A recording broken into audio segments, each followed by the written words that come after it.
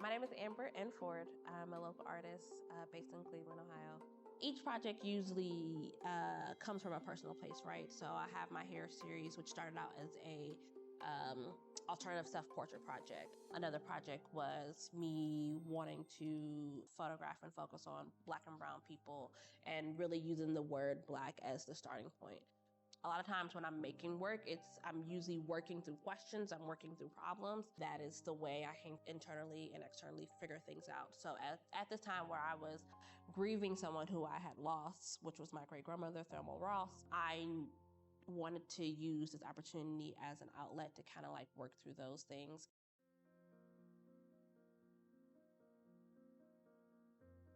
During the residency in the Tele classroom, I decided to do this writing prompt, which was a series of questions that I was asking myself, and I wanted to give opportunity for people who were visiting the museum to also partake in those questions.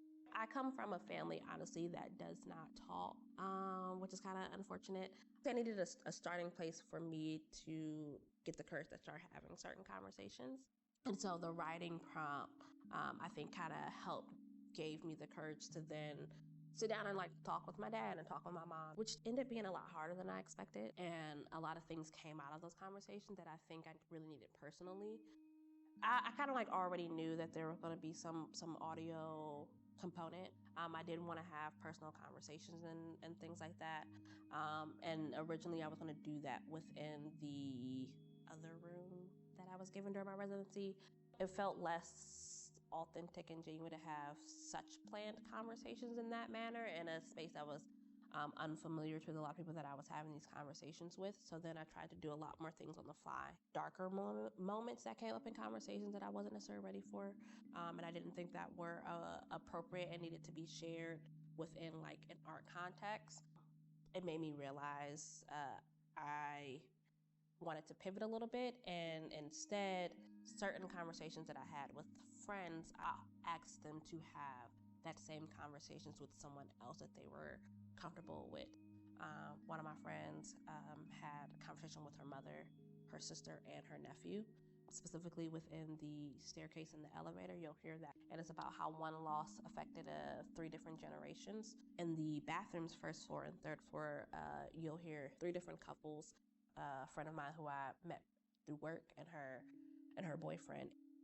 I really appreciate the time that her and her boyfriend took. I felt those moments when they were thinking the questions through and how they felt. The fact that some of it had been something they maybe have thought about previously or even talked about. And that just felt really special to kind of help facilitate that in a way. Talking about loss is very difficult because it can come with trauma. But also it can come with a release, you know. Sometimes those losses are things that we need to go through, that we need to happen, and it's a weight lifted off our shoulders, and there's a plethora of emotions and feelings that come that are good and bad. Even if it's just listening to a 30-minute clip and it's like you are paying attention as you're walking up the stairs or as you're riding the elevator or as you're washing your hands in the bathroom, that little bit maybe will spark a conversation with you to have someone else, or maybe it's just an internal dialogue that you maybe have been avoiding to have. We all are going through or have gone through the same thing, just in different ways, and it's with that I think it makes us easier to connect with each other.